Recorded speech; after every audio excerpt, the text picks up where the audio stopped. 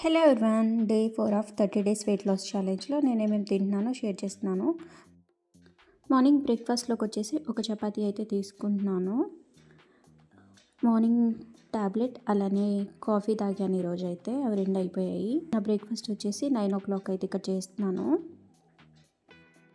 Morning breakfast అయిపోయిన తర్వాత ఇంకా మిడ్ మార్నింగ్ స్నాక్ ఏం తీసుకోలేదు, ఇంకా డైరెక్ట్గా లంచ్లోకి వచ్చేసి కొంచెం రైస్ అలానే కొంచెం మిల్ మేకర్ ఇలా ఫ్రై లాగా చేసుకున్నాను. అలానే సలాడ్లోకి వచ్చేసి కొన్ని క్యారెట్ పీసెస్ అలానే కొన్ని అయితే కీరా పీసెస్ అయితే తీసుకుంటున్నాను. క్యారెట్ అలానే కీరా తీసుకోవడం వల్ల డైజెషన్ అనేది క్లియర్గా ఉంటుంది. అలానే నేను ఇక్కడ బెండకాయ కర్రీ అయితే తీసుకుంటున్నాను. అలానే దీంతోపాటు తోటకూర ఫ్రై కూడా తీసుకుంటున్నాను. ఇదైతే నా లంచ్ ప్లేట్ చూసారు కదా. ఈరోజు ఈవినింగ్ కూడా టీ కూడా తాగలేదు. ఇంకా నైట్ డిన్నర్కి వచ్చేసి నేను ఇక్కడ బాయిల్డ్ చనాతో చాట్ అయితే ప్రిపేర్ చేశాను.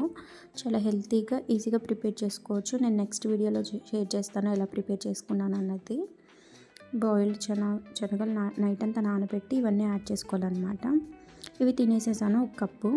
తర్వాత ఇంకా నైట్ వచ్చేసి నేను ఇక్కడ జీరా, వామ్ ఇంకా సోంపు హాఫ్ స్పూన్ తీసుకుంటున్నాను. దీంతోపాటు ఒక గ్లాస్ వాటర్ వేసి బాగా మరగనివ్వాలి. ఇది మరిగిన తర్వాత స్టవ్ ఆఫ్ చేసేసి స్ట్రెయిన్ చేసుకొని తాగాలి. ఇలా తాగడం వలన మనకి ఫుడ్ అనేది మంచిగా డైజెషన్ అవుతుంది. అలానే వెయిట్ లాస్లో కూడా చాలా బాగా యూజ్ అవుతుంది. చూసారు కదా, ఒక గ్లాస్ వాటర్ వేసుకుంటే ఇలా బాగా మరిగిన తర్వాత హాఫ్ గ్లాస్ అలా అవుతుంది. దీన్ని ఇప్పుడు స్టవ్ ఆఫ్ చేసేసి ఇలా ఈ విధంగా స్ట్రెయిన్ చేసుకోవాలి. ఇది ఇప్పుడు గోరువెచ్చగా ఉన్నప్పుడు తాగాలి.